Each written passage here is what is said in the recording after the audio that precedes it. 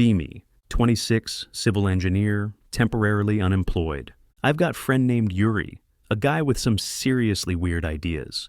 During COVID, he suggested we buy out all the hand sanitizers in local pharmacies and resell them for triple the price. I refused. Now he's got an OnlyFans account, pretending to be a Japanese girl named Yuri. And he's actually making money off it.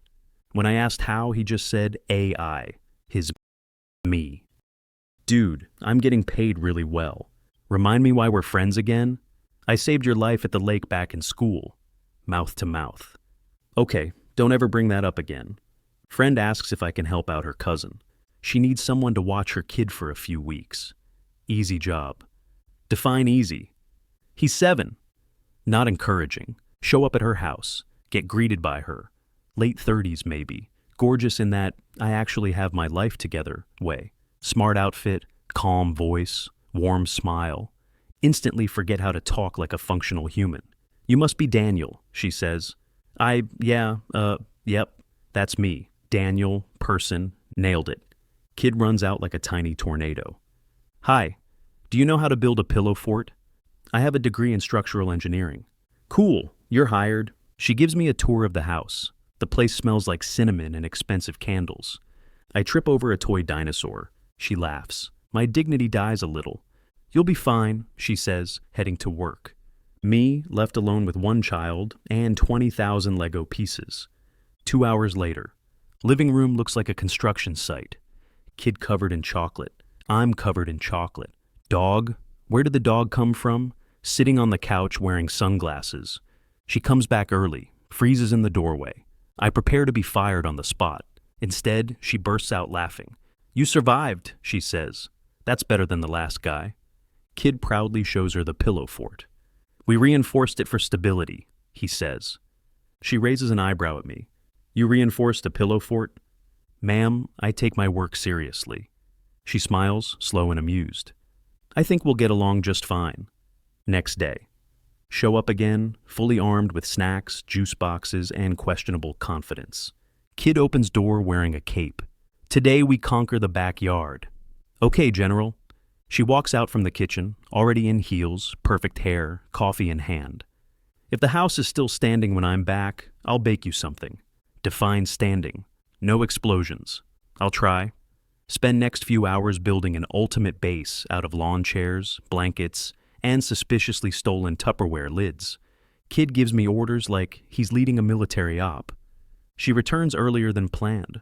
We're both sitting inside the fort eating cookies. She tilts her head. Is that my Tupperware roof? It's load-bearing. She crouches down, crawls inside. Perfume hits me like a truck. She's sitting close, knees almost touching mine. Kid explains our base defense strategy with deadly seriousness. She's trying not to laugh. I see he's got you properly trained already. I just work here. After Kid goes to bed, she offers me tea as payment for surviving the day. We sit on the porch in the warm air. Easy conversation, light teasing. She's sharp, funny, and way too good at reading me. You're good with him, she says. Didn't expect that. Didn't expect it either. She smiles like she knows something I don't. Danger. As I'm leaving, Kid yells from his room, See you tomorrow, Fort Commander. She laughs softly. I grin like an idiot the entire walk home. 3rd week in, Fort Commander duties, now basically a part-time job. Kid and I have secret handshake, running jokes, and an ongoing Nerf war that's getting alarmingly strategic. She keeps saying, I don't know whether to thank you or arrest you. She starts trusting me with more time alone with him. And every time she gets home, I kinda don't want to leave right away. Because she always sits down with a glass of wine, kicks off her shoes, and talks with me like we've known each other for years. Tonight's different though. She's in a soft sweater instead of office armor, hair down, no makeup, but somehow looks even better. I made lasagna, she says, and you're staying for dinner. I pretend to protest. She gives me a look that says, resistance is futile. Dinner is chaotic in the best way. Kid interrupts every story I try to tell. She rolls her eyes, laughs, tosses napkin at him. After Kid goes to bed, she pours me a glass of wine. We sit at the kitchen table, low light, warm air, quiet. You've become part of his routine, she says softly. Is that good or bad? Good. He doesn't let people in easily. I'm about to say something smooth. She beats me to it, leans forward a little. You either have infinite patience or you're crazy. Why not both? She laughs, and it's the kind of laugh that sticks with you all night. Long pause follows. Phone rings upstairs. Kid yelling about a monster in the closet. Moment ruined. She sighs, I grin, and just like that the spell breaks. But man, it was a spell. Month 2. At this point, I know the layout of their house better than my own. Kids calling me Fort Commander in public now. Her friends think I'm some sort of weirdly functional babysitter with too much charm. She just smirks every time and doesn't correct them. Friday night. She invites me to stay for movie night. You've earned it, she says. Translation, kid demanded it. We're on the couch, blanket pile, kid in the middle. Halfway through the movie, he passes out like a light. She carefully moves him, tucks him into bed. She sits closer this time. Then it happens. She leans her head back, sighs, looks at me. You know, she says, you're trouble. What makes you say that? You make my life easier. That's dangerous. I laugh it off, but something shifts. She glances at me again. Just a second too long. My brain, do not kiss the hot single mom. My heart, oh, but what if... Front door creaks. Dog walks in wearing a sock on its head for no reason. We both break into laughter so hard, the tension just snaps like a rubber band. Moment gone, but not forgotten. As I leave, she says, same time tomorrow? Yeah, same time. And she smiles like she knows exactly what she's doing. 2 months later. This isn't just babysitting anymore. This is sleepovers on the couch after late movie nights. This is inside jokes with both her and the kid. This is me knowing how she takes her coffee without asking. Saturday morning. She's making pancakes, hair tied loosely, humming something quiet. Kid's covered in syrup. I'm covered in flour. Don't ask. I swear, she says, you cause more chaos than he does. Team effort. After breakfast, she sends the kid to play in the yard, leans against the counter, arms crossed. He adores you, you know. He's a good kid.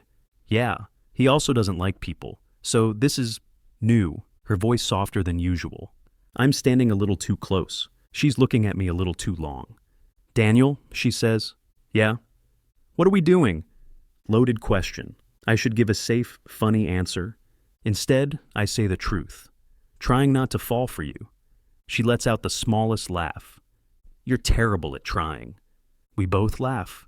Then the kid yells from outside about a bee invasion. She sighs, and the moment dissolves like sugar in coffee. As I'm heading out that afternoon, she stops me at the door. Hey, she says, almost casually. Yeah? You don't have to keep pretending this is just a job. And just like that, she closes the door, leaving my brain spinning like a washing machine on max speed. Next few days, everything feels different. One evening, she invites me over to help fix the Wi-Fi. I show up with toolbox and zero thoughts. Wi-Fi works perfectly fine. Guess it magically fixed itself, she says, smirking. Uh-huh. Kids asleep, house quiet. She pours wine. Since you're already here. We sit on couch, talking about nothing and everything. Then she asks, do you ever think about leaving the city? Sometimes. I tried once. Didn't stick. Too many memories. Looks down at her glass, voice soft. It's hard doing this alone sometimes. I nod, trying to find words that don't sound stupid. You're not alone, you know. She looks up, slow smile. Yeah, I'm starting to notice that. Minutes pass, movie plays, but neither of us watching. Then she says, barely above a whisper, you're staring. Am I? Yeah, keep doing it. Before I can even think, we're kissing. Then she pulls back, cheeks flushed, eyes bright. We probably shouldn't. Yeah. Pause. But we will anyway. Yeah. Cut to next morning. Kid banging on door, yelling, breakfast time. She groans, buries face in pillow. He's too punctual for his own good.